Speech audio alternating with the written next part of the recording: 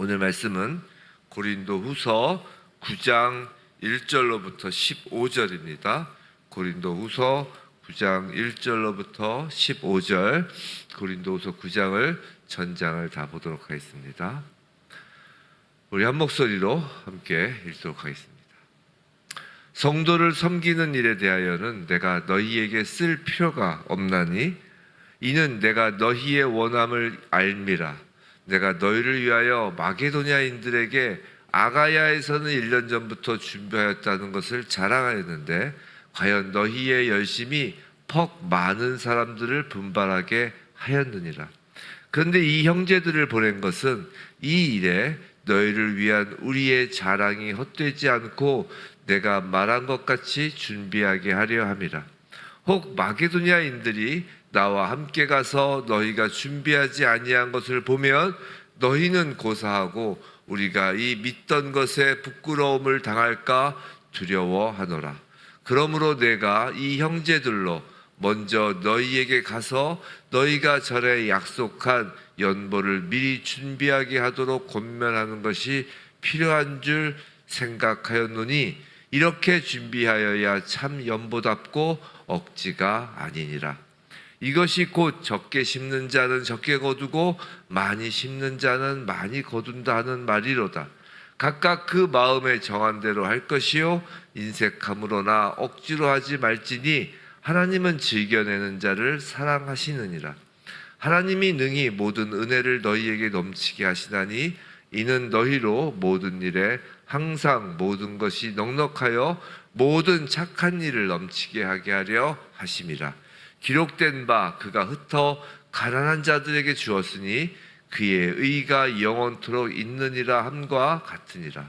심는 자에게 씨와 먹을 양식을 주시는 이가 너희 심을 것을 주사 풍성하게 하시고 너희 의의 열매를 더하게 하시리니 너희가 모든 일에 넉넉하여 너그럽게 연보를 함은 그들이 우리로 말미암아 하나님께 감사하게 하는 것이라. 이 봉사의 직무가 성도들의 부족한 것을 보충할 뿐 아니라 사람들이 하나님께 드리는 많은 감사로 말미암아 넘쳤느니라. 이 직무로 증거를 삼아 너희가 그리스도의 복음을 진실히 믿고 복종하는 것과 그들과 모든 사람을 섬기는 너희의 후한 연보로 말미암아 하나님께 영광을 돌리고 또 그들이 너희를 위하여 간구하며 하나님이 너희에게 주신 지극한 은혜로 말미암아 너희를 사모하느니라. 말할 수 없는 그의 은사로 말미암아 하나님께 감사하노라. 아멘. 오늘 풍성한 감사가 넘쳐나오게 하는, 터져나오게 하는 은혜, 풍성한 감사가 터져나오게 하는 은혜란 제목으로 고린도후서 9장 말씀을 받을 때 은혜와 감사, 또 감사가 또 은혜로, 그렇게 은혜와 감사가 늘 선순환하며 점점 더 커지는 그 은혜와 감사 가운데 저와 여러분이 살아가길 주님의 이름으로 축원합니다. 새벽에 이 아침에 하나님 앞에 우리의 마음이 드러나길 원합니다. 우리는 하나님의 말씀 안에서 항상 주님, 제 마음이 이렇습니다, 제 속이 이렇습니다 라고 고백하는 것이에요. 우리가 제가 저번에 말씀드린 것처럼 기독교는 자력 종교가 아니라 타력 종교라고 했죠. 하나님의 말씀은 살아있고 운동력이 있습니다. 즉 오늘 우리가 읽은 이 말씀이 그냥 우리가 눈으로 읽은 글이 아니라 하나님께서 살아계신 하나님께서 말씀을 하시는 거예요. 하나님께서 말씀하시면 그 말씀은 항상 우리를 찌르게 돼 있어요. 영과 혼과 골수와 관절까지 쪼갠다고 그랬잖아요. 우리를 찌르고 쪼개요. 우리 안에 무엇이 있는지를 드러나게 하는 것입니다. 자, 오늘 본문도 역시 이제 헌금, 연보의 이야기죠. 이번 주에는 8장 9절을 하면서 연보, 헌금에 대한 이야기를 이제 다 오늘이 마무리하는 시간입니다. 자, 바울은 이 헌금 이야기를 고린도후서 8장, 9장 두 장에 걸쳐 길게 하고 있어요.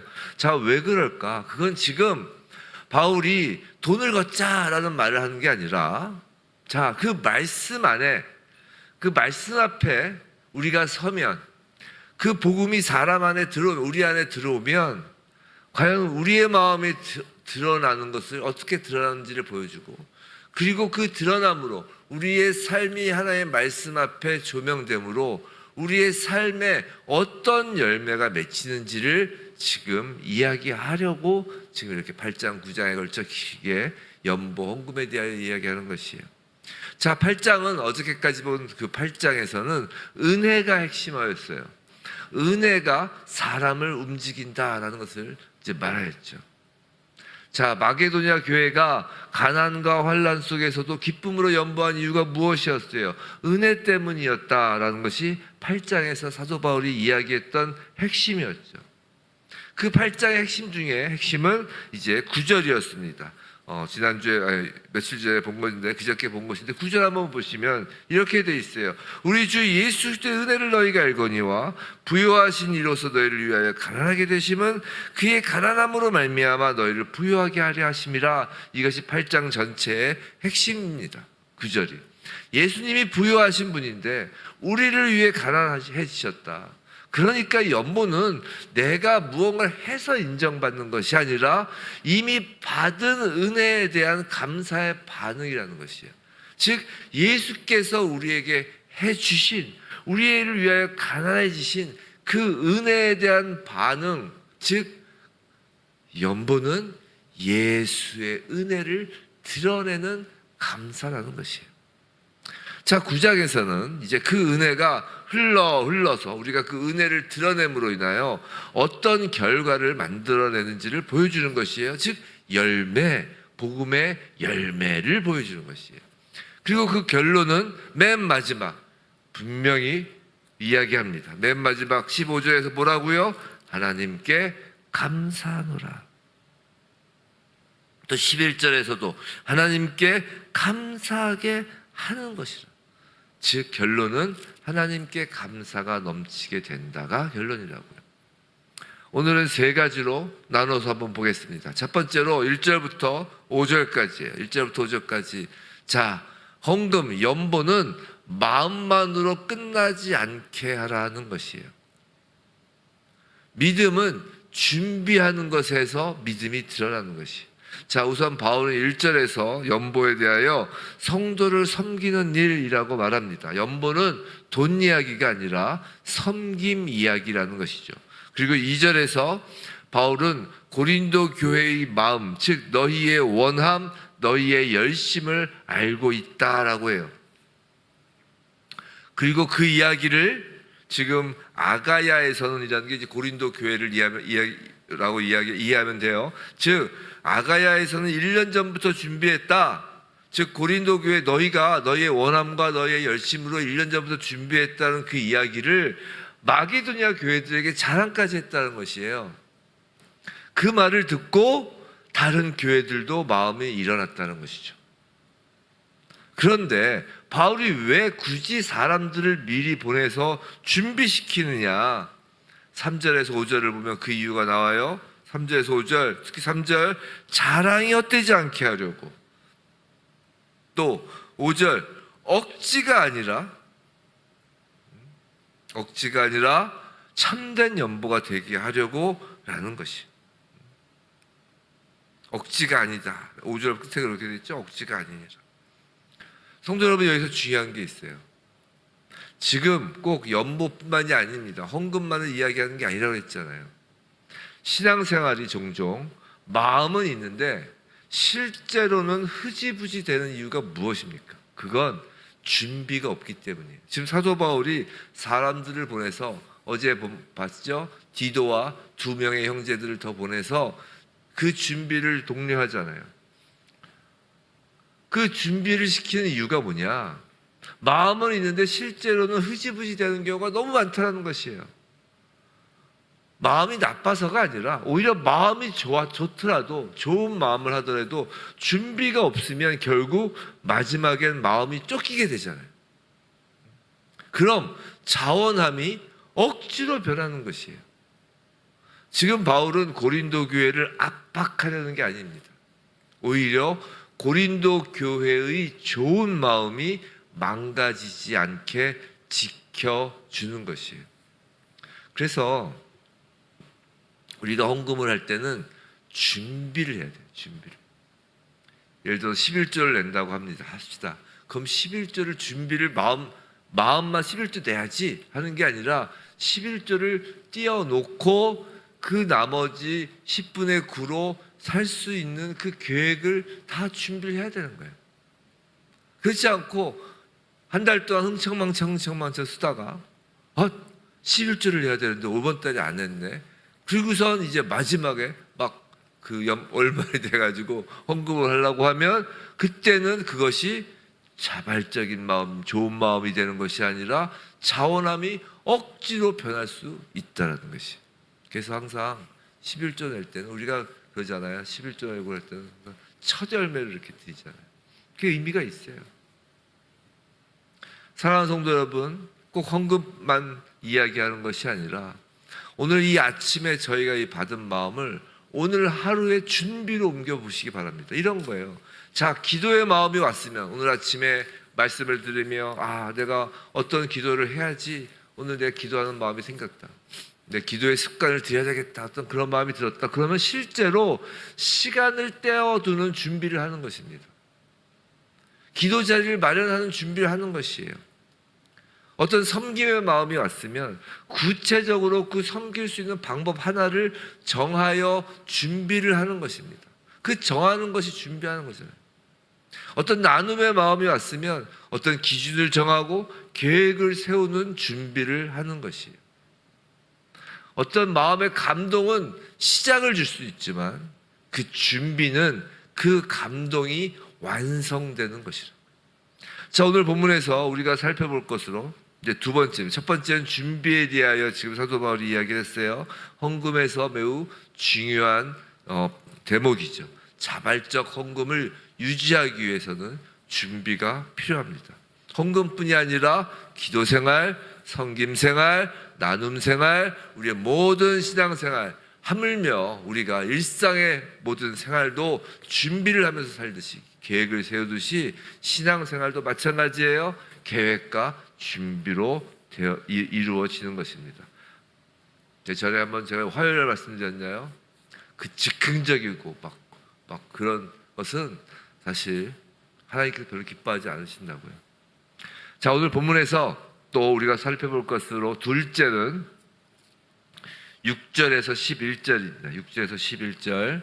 자, 6절에서 11절에서는 지금 6절 보세요. 6절에서 심는 만큼 거둔다라고 그러죠. 심는 자는 적게 심는 자는 적게 거두고 많이 심는 자는 많이 거둔다라는 이 말씀인데, 이 말씀의 핵심이 거래가 아니라 은혜라는 것입니다. 자, 6절 말씀은 유명하죠. 적게 심는 자는 적게 거두고 많이 심는 자는 많이 거둔다. 근데 이 말씀 때문에 정말 많이들 오해를 합니다. 이 말씀을. 어떤 분들은 이 말씀을 어떤 돈을 많이 내면 돈을 많이 돌려받는, 이게 개 타는 것도 아니고 밴딩 머신도 아니고 정말 룰렛도 아니고 돈 넣고 돈 먹기처럼 그런 공식처럼 받아들인단 말이에요. 하지만 바울이 말하는 이 말씀의 핵심은 그게 아니라는 것이에요. 은혜가 핵심이라는 거예요.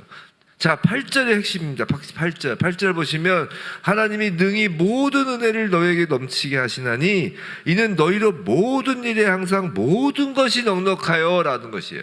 자, 여기서 주체가 누구예요? 하나님이라는 거예요. 하나님.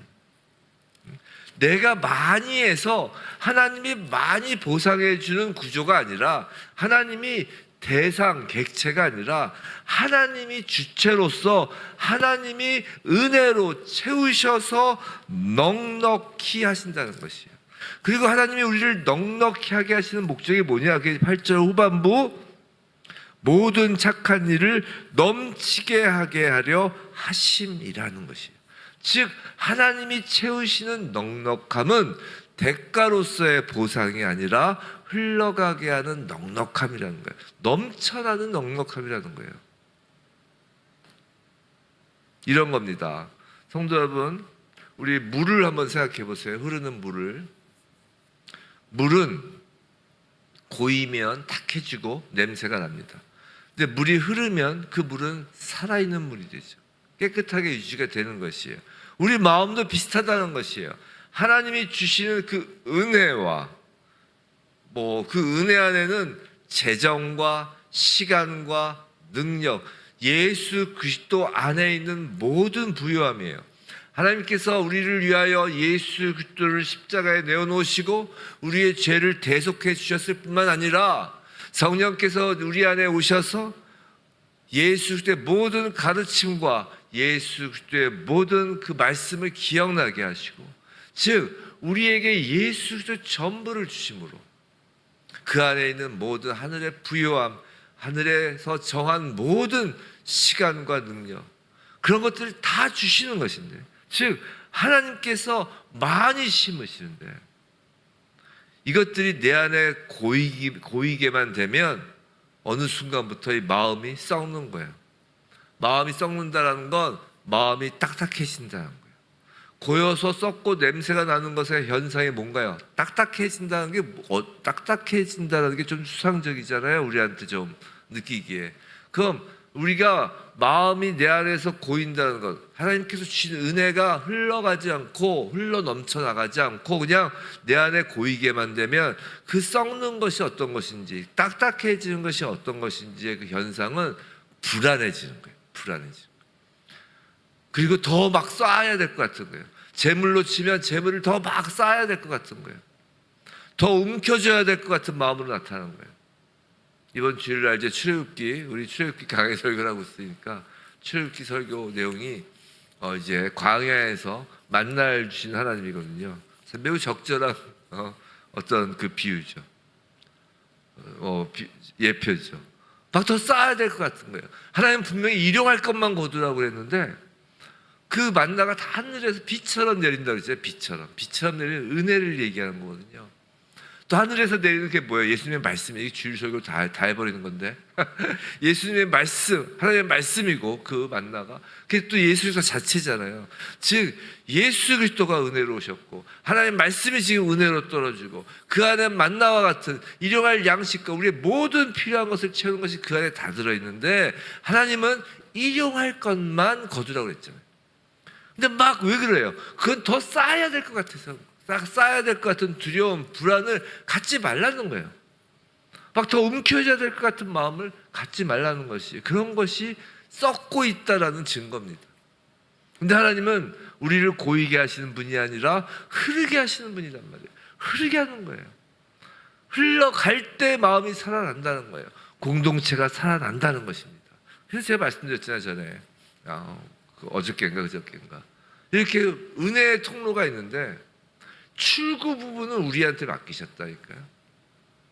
입구는 하나님께서 책임져 주시는 거예요. 은혜의 주체는 하나님이라는 거예요. 심는 분은 하나님이에요. 자, 바울이 이제 9절에서 이제 시편 112편을 인용합니다. 이게 시편 인용이거든요. 그죠? 풋노트에 110편, 120편이라고 되어 있죠. 자, 흩어 가난한 자들에게 주었으니 그의 의가 영원히 있느니라와 함과 영원토록 있느니라 함과 같으니라. 이게 바로 그거예요. 자, 여기서 흩어라는 표현이 참으로 성경적인 것입니다. 흩어주는 삶. 시편 112편은 어떤 시편이냐면 복 있는 사람에 대하여 이야기하는 시편이거든요. 그 복 있는 사람은 하나님을 경외하고 정직하며 긍휼이 많고 결국 가난한 자에게 흩어주는 사람이라고 하는 거예요. 이건 충동적인 낭비가 아니라 은혜를 받은 사람이 자연스럽게 갖게 되는 나눔의 습관이라는 것이.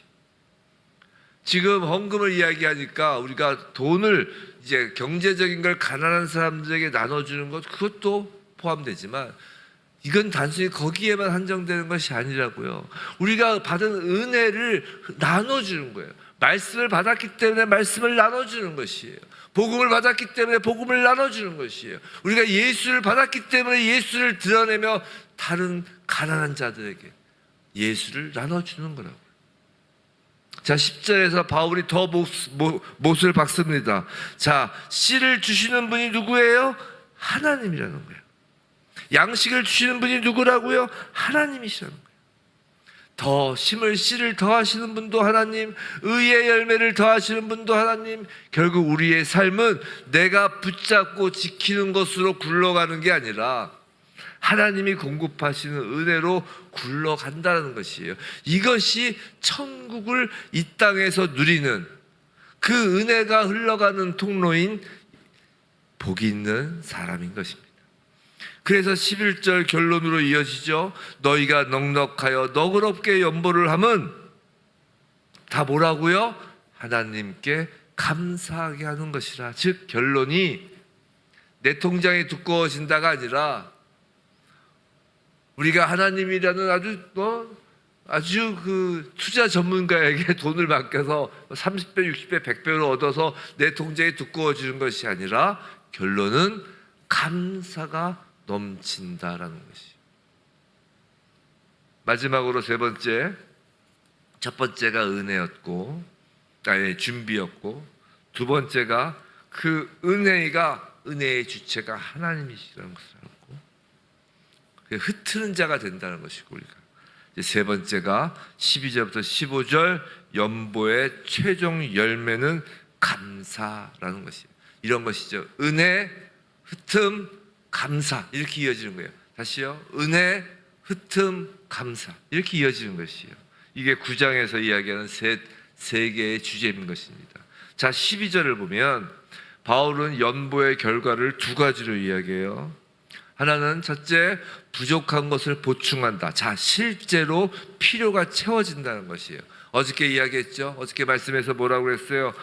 내가 누군가를 도울 때도 있고 또 누군가가 나를 도울 때도 있고 그렇게 이렇게 선순환이 된다고 그랬어요. 즉 누군가의 부족을 실제로 보충합니다. 이게 실제로 필요가 채워진다는 거. 이게 연보의 결과 첫 번째고요.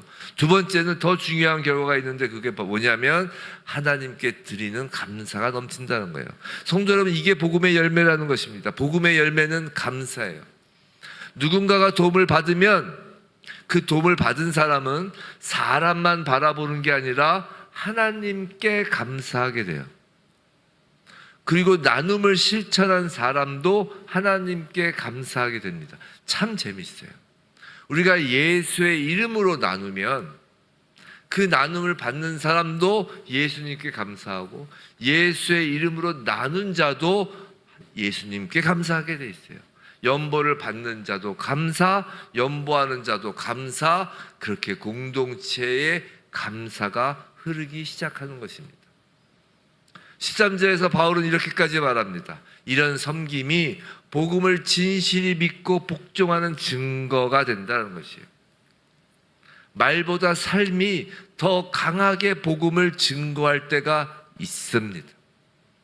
어찌 보면 말보다 삶이 더 강해요. 복음은 사람을 바꿔서 흩어주는 사람으로 만들기 때문이에요.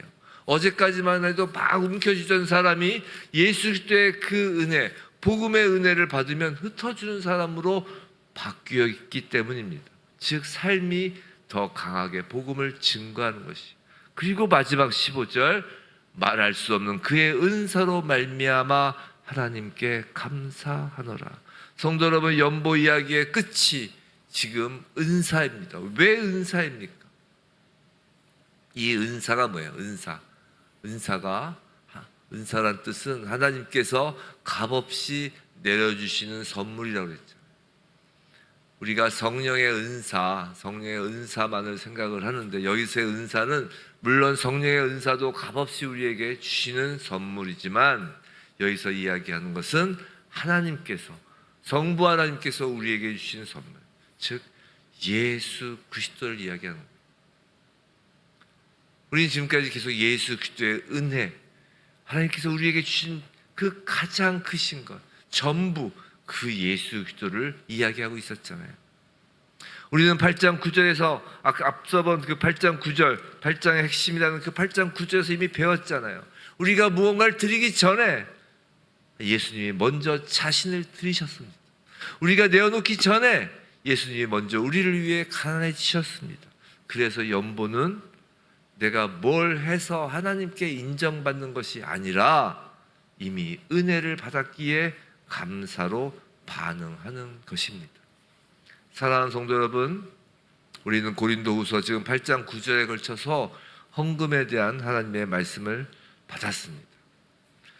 이 말씀을 마치며 특별히 헌금에 대한 두 가지 오해를 완전히 불식시키시기 바랍니다. 헌금에 대한 오해를 분명히 정리하고 가기를 원합니다. 8장에서 은혜로 시작해서 9장에서 감사로 끝났죠. 이게 바로 복음적인 헌금이에요. 근데 헌금에 대하여 우리의 신앙생활, 헌금뿐만이 아니라 봉사, 교회 봉사, 목사들, 저 같은 목사, 직분자, 사역, 모든 것에 있어서 오해는 두 가지의 오해가 있는데, 이제 헌금으로 치면 헌금의 두 가지 오해, 그 위에 모든 신앙생활, 모든 사역 봉사에 두 가지 오해가 있는데, 그 두 가지의 극단적인 게 뭐냐면 율법주의와 번영주의예요. 이것이 교회를 세속화시키고 교회를 망가뜨리는 시대를 거쳐, 모든 시대에 걸쳐 있는 아주 대표적인 두 가지 이단 사설이에요. 자, 먼저 율법주의가 있어요. 우리가 해야 하나님이 좋아하신다라는 거예요. 그런 생각이에요. 우리가 무언가를 해야 하나님이 좋아하신다. 이렇게 생각하면 어떻게 되냐면 우리의 헌금이 마치 자격증이 되는 거예요. 어떻게 되냐면, 그럼 해야 되는데 만약에 못했으니 그럼 벌 받을까? 라는 생각이 되고, 자, 했으니 그럼 이제 괜찮겠지? 라는 생각을 갖게 된다는 거예요. 단순히 행위 구원, 이 잘못된 것이다라는 걸 떠나서 왜 행위 구원이 문제냐면, 기본적으로 우리의 모든 믿음을 두려움으로 바꾸는 거예요. 자, 헌금을 예로 들면, 자, 헌금 깜빡 잊고 11조를 못했다거나, 아니요, 그 달 너무 경제적으로 어려워서 헌금을 못했다. 못할 수도 있죠. 그렇잖아요. 내 거가 지금 너무 살기 힘든데 못했습니다. 그럼 못했으니까 야, 벌 받으면 어떡하지? 그런 생각을 갖고 헌금하면 안 된다는 거예요. 우리가, 제가 다른 교회 이야기할 거 하진 않지만 한국 교회에서 그 건축 헌금이나 어떤 그런 헌금에 있어서 가장 그 대표적인 그 강대상에서 이야기하는 게 뭐예요? 마치 안 하면 벌 받을 것 같은 그런 두려움을 심어주잖아요. 이제 산속 기도원 같은 데 가보세요. 그러면 아주 특히 병든 자들 앞에 놓고선 그걸로 장사하는 사람들이 이전에 많았습니다. 반대로 또 했으니까 그럼 괜찮아지겠지. 이런 생각은 헌금 생활에서의 기쁨이 사라지고 두려움이 남는 거예요. 은혜로 시작돼야 될 것이 두려움으로 시작하게 되는 것이에요. 그래서 사도 바울이 분명히 말하는 거잖아요. 억지로 하지 말란 말이에요. 즐겨내는 자를 하나님이 사랑하신다라고 말씀하시는 거예요. 하나님은 돈이 필요하신 분이 아니라 은혜로 자유로워진 우리의 마음을 기뻐하시는 거예요. 이게 율법주의예요. 율법주의. 내가 해야지. 해야 하나님께서 기뻐하셔. 그게 율법주의입니다. 두 번째로 뭐라고 그랬죠? 번영주의예요. 번영주의는 많이 하면 더 크게 돌려받는다는 생각이에요. 돈 놓고 돈 먹긴 거죠. 근데 많이 하면 더 크게 돌려받는다. 근데 이게 보통 율법주의와 번영주의가 뒤섞여서 있어요. 뒤섞여서. 마치 안 하면 이번 달에 헌금 안 하면 다음 달에 수입이 없을 것처럼 두려워하고, 그래서 다음 달 수입이 없을까 봐 헌금하고, 또 이번 달에 헌금했는데 만약에 다음 달에 수입이 딴 때보다 좋았다, 그럼 많이 했으니까 더 크게 돌려받는다라고 또 번영주의 신앙을 갖고, 이게 율법주의와 번영주의가 뒤엉켜서 서로 맞물려서 우리가 신앙생활하는 경우가 얼마나 많은지 모릅니다. 하나님을 투자 수익 보장처처럼 여기는 것이에요. 오해하는 것이에요. 근데 바울이 말하는 풍성함의 목적은 분명합니다. 모든 착한 일을 넘치게 하려 하심이라는 거예요. 즉 하나님이 주시는 넉넉함은 내가 많이 해서 넉넉한 것이 아니라, 즉 나를 과시하게끔 하기 위한 넉넉함이 아니라, 하나님이 주시는 넉넉함은 나를 통로로 삼기 위한 넉넉함이라고요. 착한 일을 넘치게 하려고 넉넉하게 하시는 거라고요. 나를 과시하게 하려고가 아니라, 내가 이렇게 많이 해서 이렇게 넉넉해진 거야 라는 그 과시가 아니라, 나를 통로 삼으시기 위하여 넉넉하게 하시는 거예요. 복음적인 헌법은 그래서 이런 것입니다. 율법주의는 두려움으로 드리게 하고 번영주의는 욕망으로 드리게 하지만, 복음은 감사로 드리게 하는 것이. 그래서 감사가 없는 헌금, 감사가 없는 봉사, 감사가 없는 모든 사역은 우리로 하여금 율법주의와 번영주의라는 아주 이상한 신앙의 형태를 갖게 하는 것이죠. 부디 히즈에브 처치 모든 성도들이 흩어주는 사람으로 부름받아 그 흩어짐의 끝에서 하나님께 감사가 넘치기를. 우리는 모두 은혜를 받은 자들이에요. 이제 그 은혜를 흩어주는 사람으로, 즉 착한 일을 넘치게 하는 사람으로 부름받아서 그 착한 일을 넘치게 하는 그 끝에 하나님께 감사가 흘러 넘치게 되길 주님의 이름으로 축원합니다.